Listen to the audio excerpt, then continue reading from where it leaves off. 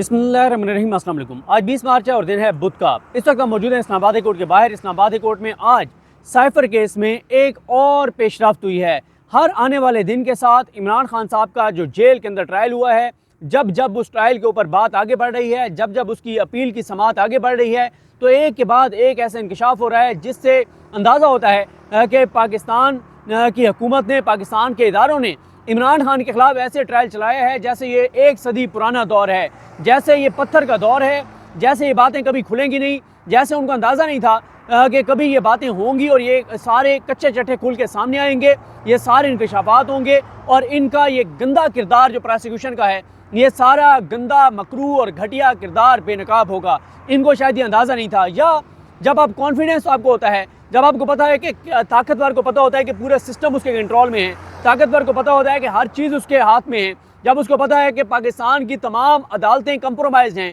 पाकिस्तान के तमाम जजेस तकरीबन कंप्रोमाइज़ हैं, तो फिर वो खुल के खेलता है कि जो मर्ज़ी करो, बस मुझे इमरान खान की सज़ा चाहिए, मुझे 10-10 साल के लिए सज़ा चाहिए, जैसे मर्ज़ी करें, आपको कोई नहीं पूछेगा। लेकिन ज़ाहिर है वक्त बदलता है और हमने देखा कि 8 फरवरी के बाद से हमें अदालत के उन जजेस का भी मूड तब्दील नज़र आ रहा है, थोड़ा सा यानी चेंज नज़र आ रहा है, जो इससे पहले 100% इमरान खान के ख़िलाफ़ नफ़रत में बहुत आगे चले गए थे। कुछ जजेस तो हैं जो आज़ाद जजेस हैं, जैसे इस्लामाबाद हाई कोर्ट के मैं बाहर खड़ा हूँ तो मैं हर वीडियो में जिक्र करता हूँ कि जस्टिस मोहसिन अख्तर कियानी साहब से लेके जस्टिस समन रिफ़त साहिबा तक ये वो आज़ाद जजेस हैं कि जिनके फ़ैसले से हम इख्तलाफ तो कर सकते हैं, उनके फ़ैसले पे बात तो कर सकते हैं, लेकिन हमें यह पता है कि उनका फ़ैसला गलत हो सकता है, लेकिन उन्होंने उनका जो किरदार है कि उन्होंने जिस तरह से वो अपनी ज़िम्मेदारी निभा रहे हैं, इन हालात में सोचा नहीं जा सकता था कि कोई जज इस तरह के फ़ैसले भी दे सकते हैं, जिस तरह के फ़ैसले मोहसिन अख्तर कियानी साहब ने, जहांगीरी साहब ने, बाबर सत्तार साहब ने, मियाँ गुल साहब ने, अरबाब मोहम्मद ताहिर साहब ने, एजाज इसहाक खान साहब ने और समन रिफ़त साहिबा ने दिए हैं। तो खैर, आज की जो समाअत थी, इसमें आज जो सबसे इम्पोर्टेंट इंकशाफ किया बैरिस्टर सलमान सफदर साहब, जो इमरान खान साहब के वकील हैं, कि जब इमरान खान साहब के वकला को बाहर कर दिया गया, ये कहकर कि जनाब आप आए नहीं हैं, एक दिन की उन्होंने एडजमेंट मांगी थी और एक दिन की जो एडजमेंट थी उसके लिए मेडिकल सर्टिफिकेट भी दिया गया था कि जो सिकंदर जुल्कुरनैन सलीम साहब हैं वकील, उनके दांत की सर्जरी है, लिहाजा एक दिन की एडजमेंट दे दें। लेकिन जज साहब ने एक दिन की एडजमेंट देने की बजाय उनकी एडजमेंट की दरख्वास्त मुस्तरद की और कहा कि स्टेट कौंसल जो हैं वो प्रोवाइड किए जाएँ। अच्छा, अब ज़ाहिर है उस वक्त जल्दी थी कि नून लीग ये कह रही थी कि इमरान खान को सज़ाएँ सुनाएँ ताकि PTI के वर्कर्स का मोरल डाउन हो और वोट बैंक इमरान खान का कम हो। और ये अंदाज़ा लगाने वालों ने अंदाज़ा लगाया था कि जब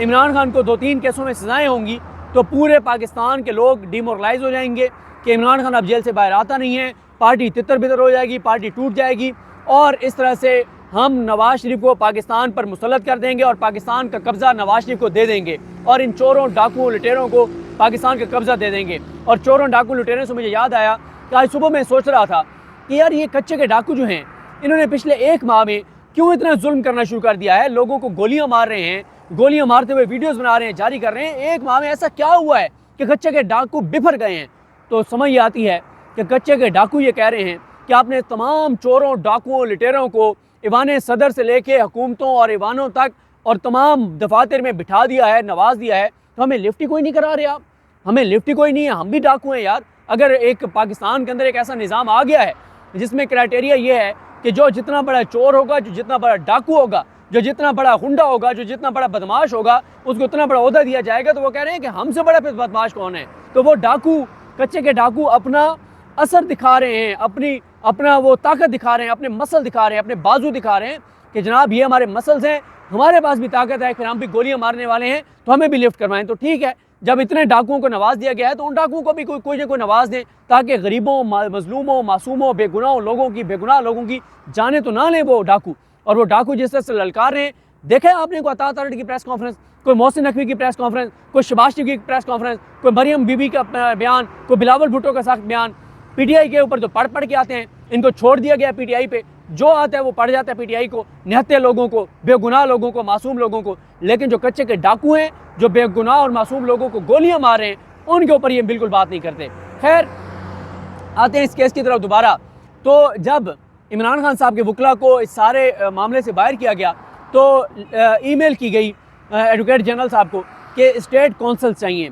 3 इशूज़ यहाँ पे आए हैं। पहला तो मियां गुल हसन औरंगज़ेब साहब ने कहा है कि जनाब वो ईमेल कहाँ हैं, उस ईमेल को रिकॉर्ड पे लाएँ कि जो ईमेल करके और कहा गया था स्टेट कौंसल चाहिए। नंबर 2 कि स्टेट कौंसल्स क्यों, क्योंकि मियां गुल साहब ने कहा कि स्टेट कौंसल तो सरकार के वकील हैं जो सरकार की तरफ से पेश होते हैं। केस बनाने वाली इमरान खान पर सरकार, प्रोसिक्यूशन करने वाली सरकार, एडवोकेट जनरल सरकार, ये जो इमरान खान को कौंसल दिए गए हैं वो सरकार, तो ये तो हर जगह सरकार मिलकर खेल रही है। अच्छा, तीसरा उन्होंने ये कहा कि एडवोकेट जनरल ने, अगर ये पहली बात तो यह है कि क्या कानून क्या कहता है कि किस मौके पे प्राइवेट वकला को अगर साइड पे कर भी दिया जाए, फ़र्ज़ करते हैं कि प्राइवेट वकला तामुन नहीं कर रहे, ट्रायल आगे नहीं बढ़ने दे रहे, और अब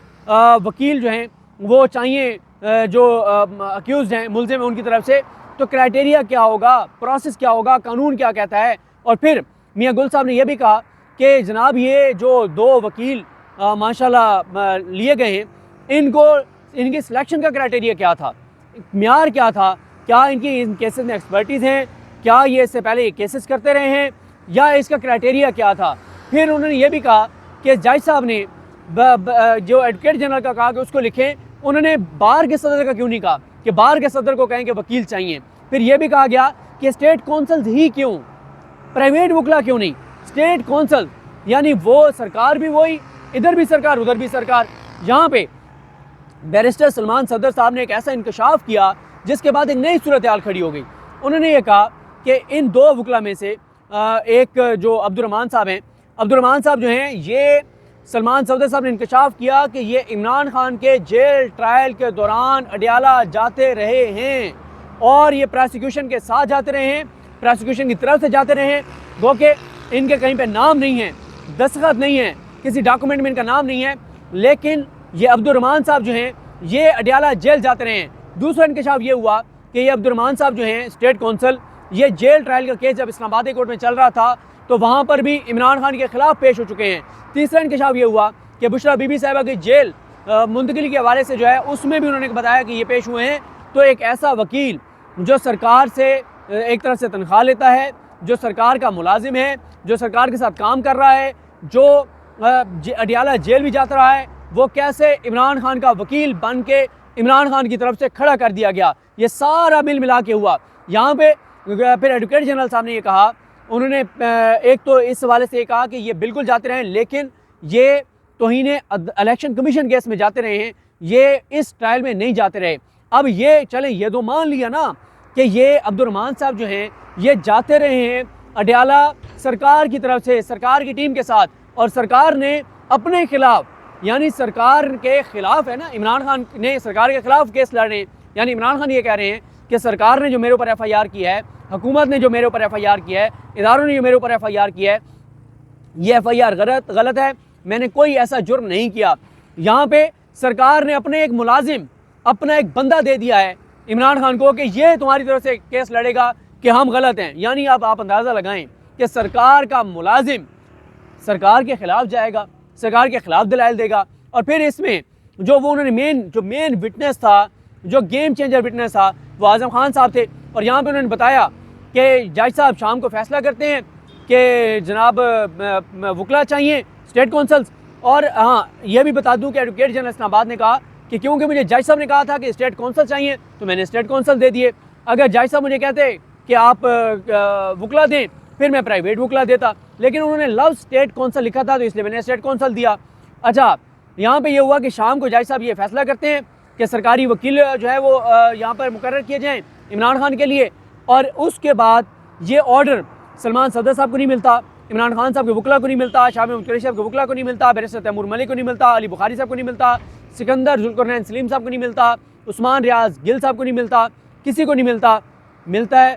तो सिर्फ किसी को भी नहीं पता, व्हाट्सएप पे और ईमेल पे एडवोकेट जनरल के साथ कन्वर्सेशन होती है, और उसके बाद रात को ये वकील मुकर्रर होते हैं, और सुबह नमाज फजर के बाद ये दोनों वकला माशाल्लाह वहाँ पे पहुँच भी जाते हैं। और जब इमरान खान साहब के वकला वहाँ पे पहुँचते हैं अडियाला के बाहर, अगले दिन उनको बाहर रोक लिया जाता है। उनको बाहर रोकने के बाद उनको तब पता चलता है जब वो अंदर दाखिल होते हैं तो आज़म खान वापस आ रहे होते हैं कि मेरा तो बयान भी हो गया है, जरा भी हो गई है, सारा कुछ हो गया है, और वो वापस आ रहे होते हैं। और अंदर जब ये वकला जाते हैं ये जाके कहते हैं कि जनाब हम तो आ गए हैं, कल हम नहीं आए थे, एडजर्नमेंट की दरख्वास्त थी, तो ये क्या हुआ है। तो जज साहब ने कहा कि मैंने तो सरकारी वकील मुकर्रर कर दिया और ये तो आगे क्रॉस एग्जामिन और ये सारी चीज़ें हो रही हैं। तो उन्होंने कहा जी हम आप पहली दरख्वास्त हमारी ये है कि आप ये केस नहीं सुन सकते, आप जो है आप बाइस्ड हैं, आपके जो करतूत हैं कारनामे हैं वो ये बताते हैं कि आप ये केस नहीं सुन सकते। 3.5 घंटे के दलाइल देते हैं सलमान सफदर साहब और टीम, और जज साहब 3.5 घंटे के दलाइल सुनने के बाद कहते हैं कि आपकी दरख्वास्त मैं मुस्तरद करता हूँ, मैं ही ये केस सुनूंगा। और साथ ही उन्होंने कहा कि आप तो बाहर चले जाएँ क्योंकि आपका मैंने हक़ दिफा, हक़ जरा, आपका हक़ वकालत सब कुछ ख़त्म कर दिया है और ये सरकारी वकील हीरे चुन के लाए गए हैं, ये चुने हुए हीरे जो हैं ये इमरान खान की तरफ से केस चलाएंगे। यहाँ पे सलमान सफदर साहब ने यह भी कहा कि अगर हमें इन्होंने बाहरी करना था जज साहब ने सारे ट्रायल से कि ये वकील हर्डल्स क्रिएट कर रहे हैं, और जज साहब ने उसमें लिखा कि बड़ी सीरियस हर्डल्स क्रिएट कर रहे हैं। तो सीरियस हर्डल्स क्या है, मेडिकल सर्टिफिकेट है, बीमारी है। और फिर ये जिस एक केस का हवाला दिया था जज साहब ने, वो सलमान सफदर साहब ने बताया कि वहाँ पे 2 से 3 साल हो गए थे कि ट्रायल में हर्डल्स डाली जा रही थी। यहाँ तो 12-13 दिन का वक्त था, यानी कोई 12, 13, 14, 15 आई थिंक को ये सारा 12 को शुरू हुआ ट्रायल और 25-26 को जज साहब जो हैं ये ऑर्डर कर रहे हैं कि ये हर्डल्स क्रिएट कर रहे हैं ये इसमें ट्रायल में। लिहाजा इन वकला को मैं इस सारे खेल से बाहर करता हूँ, इस सारे ट्रायल से बाहर करता हूँ और मैं सरकारी वकला जो है उनकी तैनाती का कहता हूँ कि उनको तैनात किया जाए। तो उन्होंने कहा कि अगर जज साहब ने हमें बाहर करना ही था तो पहला मौका वो शाह महमूद कुरैशी साहब और इमरान खान साहब को देते, उनको मौका देते, वो कोई और वकील कर लेते। दूसरी बात ये है कि ये कैसे माशाल्लाह लायक और काबिल वकला थे कि इधर जब सरकार ने प्रोसिक्यूटर्स मुकर्रर करने थे तो सरकार ने जो प्रोसिक्यूटर मुकर्रर किए वो सुप्रीम कोर्ट के सीनियर वकला, बड़ी तगड़ी टीम जो है सरकार ने वो लगाई। लेकिन जो ये वकील हैं जिनका बताया गया कि एक 2017 में हाई कोर्ट के वकील बने, दूसरे 2019 में सरकार के ये हाई कोर्ट के उनको वकील बने, और इन्होंने रात के चंद घंटों में सारी फाइलें पढ़ ली, पूरा केस तैयार कर लिया इमरान खान की तरफ से बगैर इमरान खान और शाह महमूद कुरैशी से मशवरा किए, और अगले दिन जरा भी कर ली। तो ये सारा जो खेल था ये, और ख़ास तौर पे ये बात यहाँ पे इंकशाफ होना और साबित होना कि वो स्टेट कौंसल्स हैं, और फिर ये इंकशाफ सामने आना कि ये अडयाला जाते रहे हैं। गो कि इसमें अब अदालत ने जो सुप्रिटेंडेंट जेल हैं उनसे रिकॉर्ड मांग लिया सुप्रिटेंडेंट जेल से जे कि ये कब अब्दुर्रहमान साहब वहाँ पर गए हैं, और इनकी सारे डाटा वो भी हो जाएगा, फेक रिकॉर्ड तैयार करके दे देंगे सुप्रिटेंडेंट जेल साहब। उनका क्या जाता है, वो सरकार की उन्होंने नौकरी करनी है, वो लिख के दे देंगे कि जनाब ये नहीं आए या 2-3 बार आए हैं, जो सरकार कहेगी ये बना दें वो शर्त बना के दे दें। तो ये चल तो इसी तरह से मामलात रहे हैं। अच्छा, अब एक तो वो रिकॉर्ड मांग लिया है, इनकी सीवीज़ मांग ली हैं कि इन वकला की सीवी दें कि ये क्या है, इनकी अहलियत और सलाहियत और काबिलियत है। तो ये सारी चीज़ें हो गई हैं, और साथ ही ईमेल का ऑर्डर में नहीं है लेकिन वर्बली कहा था गुल साहब ने कि ईमेल भी हमें फराहम करें, और उस दिन का ऑर्डर भी उन्होंने पढ़ा उन्होंने सलमान सफदर साहब ने कि उसमें क्या लिखा हुआ है, और उन्होंने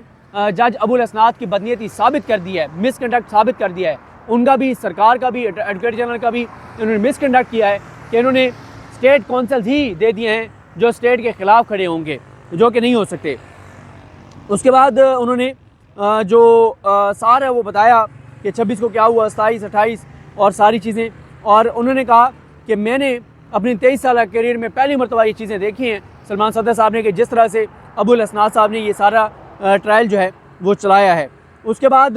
ये सारी चीज़ों के मैं देख रहा हूँ कोई पॉइंट जो इम्पोर्टेंट है वो रह ना जाए। तो ये जनाब है बहरहाल सूरत हाल। अब मंगल तक ये मामला चला गया है। सलमान सफदर साहब ने कहा था कि आप कल तक इसको एडजन कर दें, लेकिन उन्होंने कहा आमिर फारूक साहब ने कि आमिर फारूक साहब अवेलेबल नहीं होंगे, और इसलिए अब ये मामला जो है वो सोमवार तक चला गया है और कल इसकी समाअत नहीं होगी। दीगर जो इमरान खान साहब के केसेस हैं उन पर बात करेंगे, और ख़ास तौर पे जेल में इमरान खान साहब की गुफ्तगू सामने आई है उस पर भी बात करेंगे। मुझे अपनी दुआ में याद रखें। अल्लाह करीम हम सबका आमीन आसरो। अल्लाह हाफ़िज़।